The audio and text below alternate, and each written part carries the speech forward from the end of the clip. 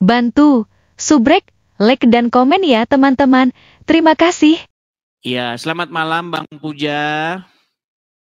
Selamat malam Bang Edis. Ya, Bang Puja, ini saya sebagai seorang Kristen, kebetulan saya ini orang yang sangat mengerti ajaran agama Islam. Ya. Iya.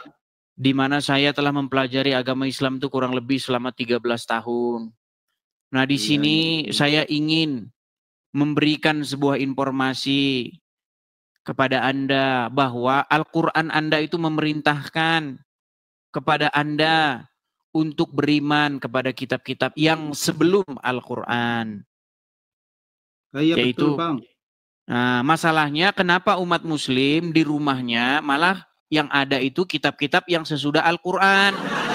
Contoh, kitab fikih, kitab kuning, kitab ulama, kitab tuntunan sholat, yang dikarang-karang kemudian hari.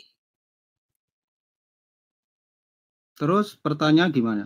Pertanyaan saya, kenapa Al-Quran malah tidak percaya, kenapa Islam malah tidak percaya dengan Al-Quran?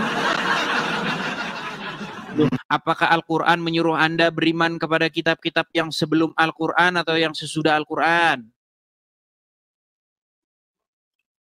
Iya betul, termasuk Injil, Taurat. Kan yang ditanya apa, yang dijawab apa. Susah benar sih orang Islam nih. Gini, dengerin ya. Pertanyaan saya simak dulu ya. Menurut Al-Quran, Anda disuruh beriman kepada kitab-kitab yang sebelum Al-Quran atau yang sesudah Al-Quran? Ya termasuk yang sebelum. Yang sebelum. Apakah Anda disuruh beriman kepada kitab-kitab yang sesudah Al-Quran? Wah, kitab kan banyak, kitab kan buku. Saya tahu kitab banyak. Ini nggak gimana sih? Saya tahu kitab itu banyak. Ada kitab kitab apa namanya? Hukum pidana. Ada kitab Undang-Undang Dasar 1945. Ya, makanya. Saya tidak tanya masalah kitab itu banyak atau sedikit. Yang saya tanya, kitab yang Al-Quran memerintahkan kepada Anda untuk dipercaya, itu kitab-kitab sesudah atau sebelum? Sebelum. Nah sekarang kenapa kitab-kitab di rumah Anda itu yang sehubungan dengan agama, kenapa kitab-kitab yang sesudah Al-Quran, bukan yang sebelum Al-Quran? Contohnya disebut coba. Contoh misalnya kitab Sahih Bukhari, kitab kuning, kitab fikih, itu kitab-kitab sebelum atau sesudah Al-Quran? Itu sesudah. Sesudah Al-Quran. Adakah Anda disuruh beriman kepadanya? Enggak ada. Nah kenapa malah itu yang Anda baca? Ini makanya saya bilang kalian dalam kesesatan yang nyata. Betul. Wah gimana kan, aduh berat ini. Anda disuruh beriman kepada kitab-kitab sebelumnya. Kitab Taurat, kitab Injil. Kenapa bukan itu yang Anda baca? Ini Anda berada dalam kesesatan yang nyata, betul. Dengar dulu. Nah kan, ngeyel kan? Mereka ngeyel, sudah. Sama Al-Quran saja mereka tiada percaya. Dan orang-orang yang seperti Puja adalah orang-orang yang diberitakan kepadanya kebenaran, tetapi mereka mengingkarinya. Namun mereka tiada mengetahuinya. Saya nggak diberi kesempatan untuk menjawab. Silakan. Kenapa saya tidak membaca kitab-kitab yang terdahulu yang diimani oleh umat Islam? Kan kayak gitu pertanyaannya. Karena kitab Injil yang asli sekarang sudah tidak ada. Nah kan? Ya memang kayak gitu. Oke, baik. Ketika Al-Quran memerintahkan kami beriman, oke, ada Al-Quran di situ? Nggak ada. Nah kan? Pantesan Anda. Oke, saya bacakan saja Al-Quran ya. Saya bacakan Al-Quran ini, mau? Boleh. Oke, baik. Saya bukakan ya. Nih, saya bukakan ayatnya. Sabar. 30 detik ya, sabar. Sebentar.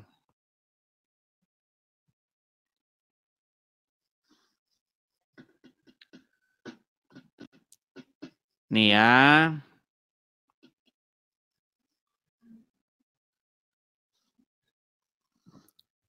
Fokus ke Ini judul ya, Bang.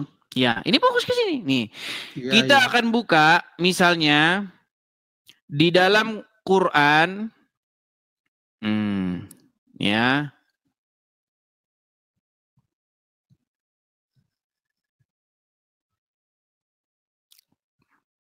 Sabar ya Bang ya, saya itu agak sedikit ini kalau untuk mengingat. Di dalam surat Al-Ankabut ayat yang ke-46.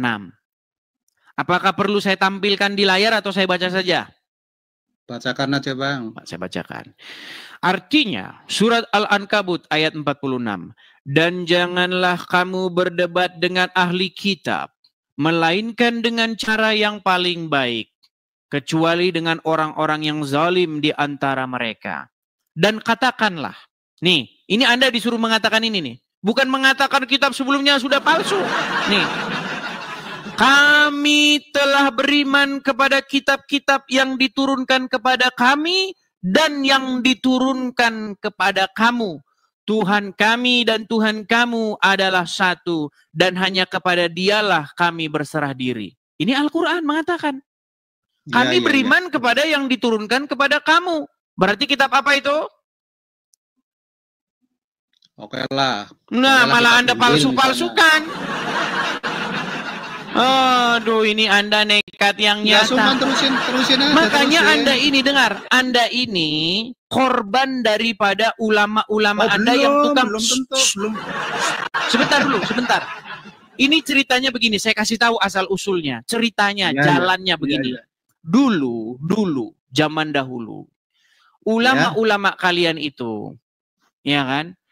Pekerjaan ulama-ulama kalian itu adalah punya pondok pesantren.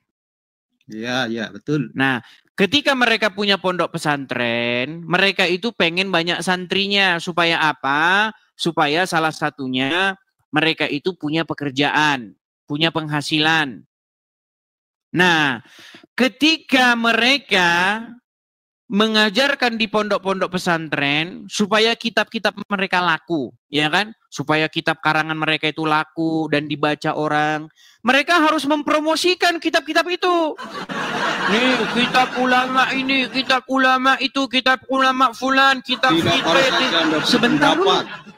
Itu pendapat Anda. Loh, bukan. Oke, sekarang saya tanya. Siapa yang mempromosikan kitab-kitab itu? Kalau bukan ustadz-ustadz Anda, pemilik pondok-pondok pesantren. Siapa? Emangnya Kristen di gereja? Yang mempromosikan kitab-kitab itu adalah ulama-ulama pemilik pondok pesantren. Nah, mereka itu juga yang mengajarkan, yang mendogma kepada kalian ustadz-ustadz itu, supaya apa? Supaya kalian jangan membaca Injil dengan kalimat-kalimat provokatif yang mengatakan Injil sudah dipalsukan. Biar apa? Biar kalian jangan baca Injil. Padahal Al-Quran memerintahkan. Gimana? Injil. Saya sudah sering baca Injil. Kalian yang sekarang mana? Injil yang sekarang sangat banyak kesalahannya. Mana? Apa saya harus ini dulu? Al-Quran saja Anda tidak punya. Sekarang ngaku-ngaku punya Injil. Aduh. Saya pernah baca Injil. Itu bukan Injil punya saya, punya teman saya baca, memang banyak sekali kekeliruannya. Oh, pernah baca. Ya, tapi Injil yang palsu. Injil sekarang semua palsu. Injilnya palsu. Jadi ayat Al-Quran. Sebentar, Bang. Dipalsukannya kapan, Bang? Sebentar, saya tanya dulu dipalsukannya kapan. Untuk umat Islam yang sekarang sudah nggak mengimani Injil yang sekarang karena udah terlalu banyak perubahan itu loh, Bang. Oke, saya tanya dulu, Bang.